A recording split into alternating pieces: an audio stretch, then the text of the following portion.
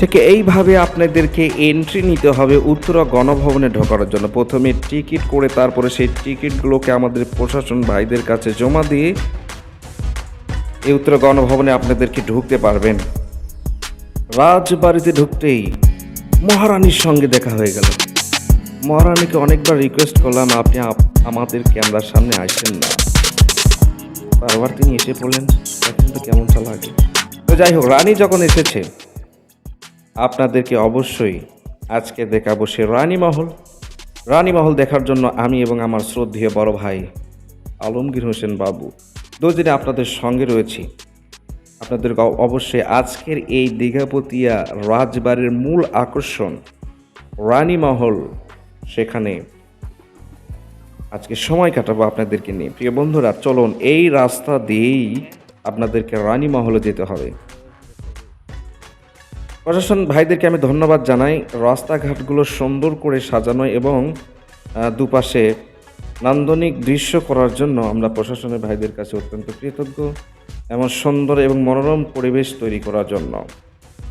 সামনে যে দালানটি দেখতেছেন, এই প্রাসাদের ঠিক সামনের দিক দিয়েই আমাদের রানীমহল পৌঁছাতে হবে। আমরা ডান দিকে আস্তে আস্তে ঘুরে গেলাম এবং এই প্রাসাদের গেটের উপর একটা নান্দনিক দৃশ্য করা রয়েছে। যারা ফটো তুলতে পছন্দ করেন রাজকীয়ভাবে, তারা এখানে ফটো তুলতে পারবেন অনায়াসে। খুব সুন্দর একটি দৃশ্য, আমার কাছে সবচেয়ে ভালো লাগে। এখানে যদি আপনি সঠিক পজিশন থেকে আপনি যদি আপনার ফটোটা উঠান, তাহলে রাজার মনে রাজার মতোই লাগবে, রাজার মনে হবে, বাচ্চা মনে হবে। অবশ্য আমি এখান থেকে একটা ফটো উঠাইছিলাম, আমার বাবু ভাইকে বললাম, ভাই ঠিক এই জায়গায় দাঁড়িয়ে আমার একটা ফটো উঠাবেন। হ্যাঁ, উঠাইছিলাম, দেখাবো তো অবশ্যই। দেখেন, মনে হচ্ছে যে আমি এই প্রাসাদের মালিক, রাজার মনে হচ্ছে। কথা শুনে হাসবেন না, ওইরকমই মনে হয় ওই সময় জন্মগ্রহণ করলে এখানকার মালিক আমি হতে পারবো। যাই হোক, আমরা চলে যাব এখন রানীমহল দেখার জন্য। এই যে দেখুন, রানীমহল, রানীঘাট, মিনি চিড়িয়াখানা, একটি জায়গার ভেতরে এই তিনটি জায়গা আপনারা দেখতে পারবেন। রানীমহল, এই রানীমহলের এটাই হচ্ছে গেট। এই গেট দিয়ে আপনাকে রানীমহলে ঢুকতে হবে। আমরা রানীমহলের ভিতরে প্রবেশ করলাম। সুন্দর প্রাকৃতিক দৃশ্যে ভরা এই রানীমহলটি। গাছগাছড়া, সবুজের নয়নভিরাম দৃশ্য দেখে আপনার মনোমুগ্ধকর হয়ে যাবেন, আপনার মনটা ভরে যাবে। ঠিক এগুলো জায়গাতে রানী তার মনের সুখে রাজাকে নিয়ে ঘোরাফেরা করতেন, অবসর সময় তার দাস নিয়ে ঘোরাফেরা করতেন। এই যে দেখেন সামনে কিছু রানী ঘোরাফেরা করছে। রানীমহল তো হাতির রাজত্ব বেশি। যাই হোক, বেশি কিছু বললাম না। সামনে অগ্রসর হতে দেখেন কাঠবিড়ালি রাস্তার উপর দিয়ে হেঁটে চলছে, দৌড়দৌড়ি করছে কাঠবিড়ালি, খুব সুন্দর দেখতে। সামনে যে প্রাচীরটা দেখছেন, এই প্রাচীরের ভেতরে রয়েছে সে মিনি চিড়িয়াখানাটা। আমরা মিনি চিড়িয়াখানার দিকে অগ্রসর হচ্ছি। আমরা দেখতে চাই যে এই মিনি চিড়িয়াখানার ভিতরে আছেটা কি। এই পথ ধরেই আপনাকে যেতে হবে চিড়িয়াখানার ঠিক দক্ষিণ পার্শ্বে।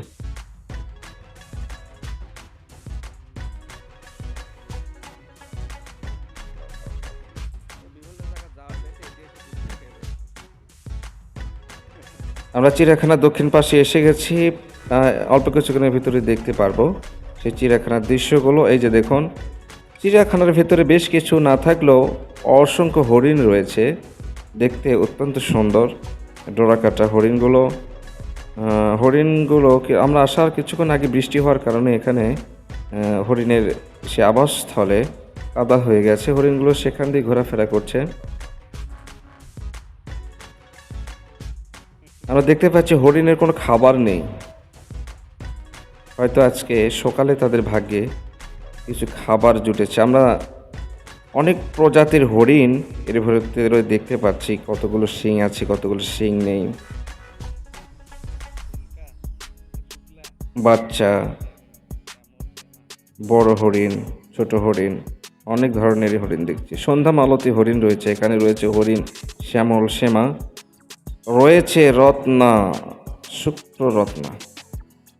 তো যাই হোক, আমরা এটা দেখার পরে চলে গেলাম দীঘাপতিয়ার সেই দিঘি দেখতে। এই দীঘাপতিয়া রাজবাড়ির চারপাশে অসংখ্য দিঘি রয়েছে।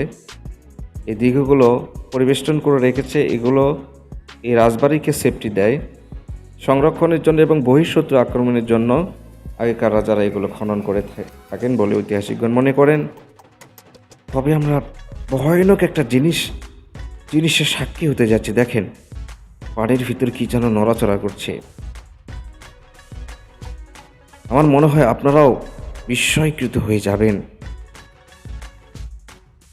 আমরা দেখার জন্য সামনের দিকে অগ্রসর হয়ে গেলাম। ওই যে দেখেন, পানির ভিতরে দানবের মতো কি যেন ঘোরাফেরা করছে, দেখতে পাচ্ছেন তো? দানবের মতো কি যেন ঘোরাফেরা করছে। আসলে এগুলো তো কাতলা মাছ।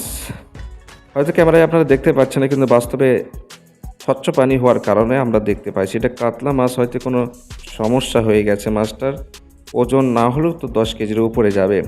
ভাই কাতলা, বেশি ফাল পারিস না, প্রশাসনের পেটে কিন্তু উঠে যাবে। ভালো ভালো চাইলে তুই চলে যা। প্রিয় বন্ধুরা,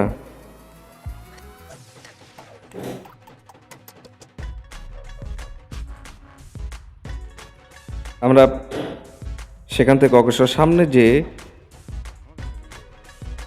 ঘটে দেখছেন, সেখানে আরও কিছু প্রাণী রয়েছে। তার মধ্যে আমি এন্ট্রি নিলাম আপনাদের সামনে, বাবু ভাইকে দিলাম ক্যামেরাটা, আমি এন্ট্রি নিলাম আপনাদেরকে দেখাবো বলে।